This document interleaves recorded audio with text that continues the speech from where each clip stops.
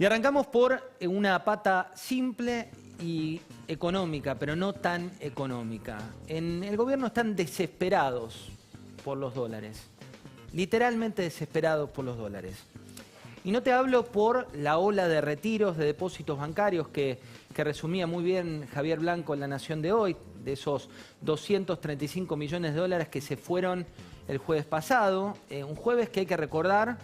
Cuando vos mirás cómo se van los dólares del sistema local, se van con pedido de turno, con la imposibilidad de que te den la factibilidad de ir al banco para retirar tus dólares, con 7 días de feriado cambiario de hecho por problemas de sistema entre la ANSES y los bancos. Y cuando mirás ese número de salida el jueves de 235 millones de dólares, tenés que remitirte para valores similares al viernes previo a las elecciones presidenciales. Si hay un contexto de altísima volatilidad en la democracia argentina, siempre es cuando hay elecciones presidenciales donde los ahorristas suelen estar un poco más nerviosos por el devenir. El viernes antes de esas elecciones presidenciales se fueron del sistema 308 millones de dólares.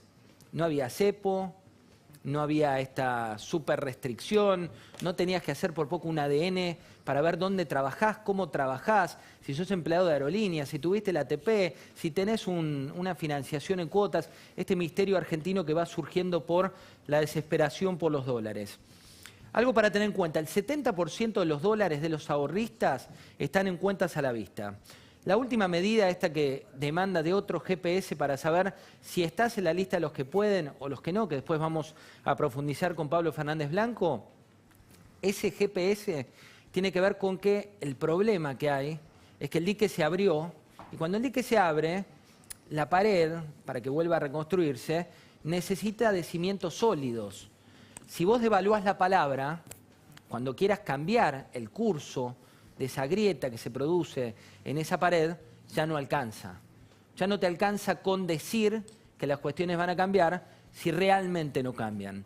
Menos cuando, como lo comentamos, las declaraciones del propio ministro de Economía hablaban de un país con mayor cepo es una economía para aguantar, un país que tiene más restricciones tiene que ver con el aguante, con tratar de frenar la contención o generar contención en ese dique que tiene el cauce del agua cada vez más fuerte y donde hoy sabés que los planes sociales tienen tarjeta roja, los que son cotitulares de cuentas bancarias también lo tienen, donde buscan llevar de 4 millones de compradores a 1 millón de compradores, donde el agroexportador recibe un dólar de 53 pesos.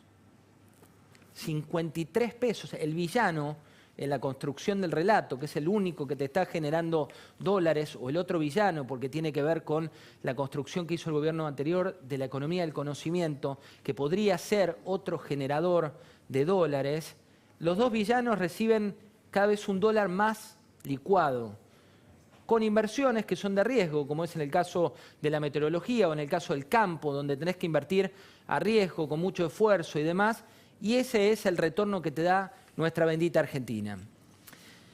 En la época de Néstor Kirchner tenías doble vara, ¿no? Había, por un lado, empresarios que en la vida pública decían que la situación iba más o menos bien, en la vida privada te decía que la situación era preocupante porque se venía un populismo, pero la balanza comercial daba positivo y la balanza fiscal daba positivo y todos contentos.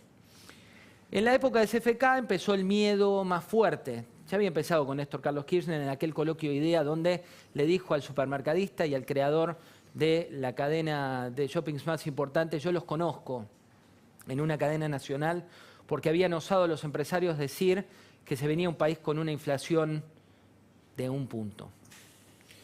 En la época de CFK empezaron allí los llamados, el te apruebo, no te apruebo, exportá pepinos, importá autos, te doy los dólares, y empezó la discrecionalidad. Empezaron los llamados, los funcionarios, y empezó el miedo por parte de los empresarios. En la época de Macri hubo desilusión, la verdad, porque la economía venía con segundo semestre que no llegó y con brotes verdes que no se produjeron. Y ahí los empresarios se enojaron con el propio expresidente de la Nación y con sus ministros de Economía. Y hoy se da una particularidad que es tal vez la peor de las sensaciones, que es la sensación de tirar la toalla.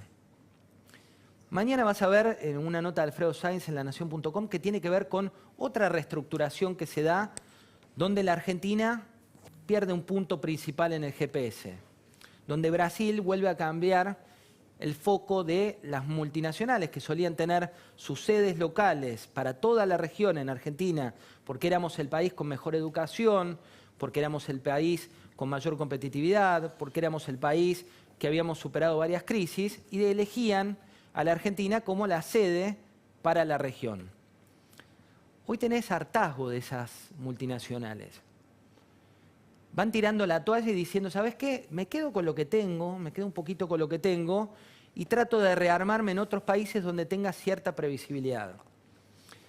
Lo leí a Fernando González en una columna que tiene que ver con su país adolescente, del que tanto habla, pero que habla de la generación de 2001 y del enojo que hay en el gobierno actual por las charlas que se dan en la media de las familias, valga la redundancia, de clase media, donde los chicos de 18, de 19, de 20, tienen cierta desesperanza por el país que viene.